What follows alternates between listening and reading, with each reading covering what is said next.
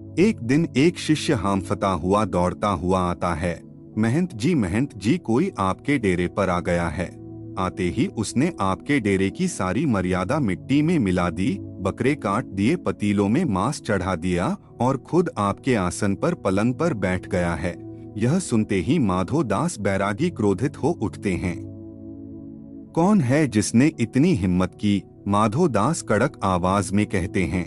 जाकर पूछने की जरूरत नहीं, मैं अपनी शक्तियां भेजकर उसे यहीं बुला लूंगा अभी तुम्हारे सामने। यह कहते ही माधो दास अपनी तांत्रिक शक्तियां गुरु गोबिंद सिंह जी की ओर छोड़ देते हैं। वो शक्तियां धूल उड़ाती हुई पेड़ों को चीरती हुई तेजी से डेरे की ओर बढ़ती हैं, लेकिन उसी गति से वापस लौट आती हैं और सीधे माधो दास से टकरा जाती हैं। उसी क्षण माधो दास को एक आकाशवाणी सुनाई देती है। माधो दास अहंकार से बाहर निकल केवल मंत्र तंत्र और सिद्धियों से दुनिया में शांति नहीं मिलती, मन का टिकना भी जरूरी है। माधो दास यह सुनकर चौंक जाते हैं। वो मन ही मन सोचते हैं, यह कोई साधारण मनुष्य नहीं, यह कोई दिव्य पुरुष है। जब माधो दास अपने डेरे में पहुंचते हैं तो देखते हैं कि उनके आसन पर एक तेजस्वी दिव्य पुरुष विराजमान हैं और उनके शिष्य पतीलों में मांस पका रहे हैं। माधो दास कहते हैं, महाराज आपने मेरे डेरे की पवित्रता भंग कर दी। गुरु महाराज शांत स्वर में कहते हैं, तू यही सोच रहा है कि मैंने तेरे डेरे की पवित्रता भंग कर दी, लेकिन मैं यह समझ नहीं पा रहा कि बाहर मुगल निर्दोष लोगों को भेड़ बकरियों की तरह काट रहे हैं, उनका खून बह रहा है और तुझे उसकी कोई चिंता नहीं। कौन सा मंत्र या कौन सी सिद्धि है जो तेरा ध्यान इस जुल्म की तरफ नहीं जाने देती?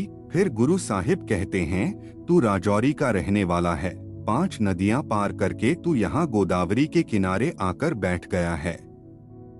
मेरी मान एक बार फिर शस्त्र उठा, तुझे कमजोर और सताए हुए लोग मिलेंगे, उनके आंसू पोंछना, उनकी मदद करना। उनकी मुस्कुराहट के पीछे बैठा परमात्मा तेरा इंतजार कर रहा है।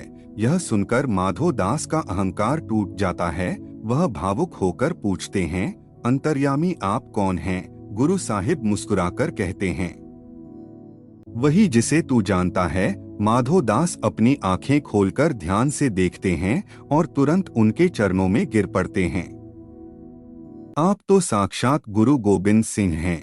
गुरु साहिब मेरे अहोभाग्य जो आप मेरे द्वार आए। गुरु साहिब कहते हैं, अपने भाग्य को पहचान, तू कर्मवीर है, तेरा स्वभाव एक योद्धा का है। मुगलों के सताए हुए लोग भी उतने ही मासूम हैं जितने बचपन में तेरे तीर से घायल हुई हिरणी के वे 2 बच्चे थे जो तेरे सामने तड़प तड़प कर मर गए थे। उसी घटना के बाद तूने शिकार छोड़ दिया, अपने तीर तोड़ दिए थे।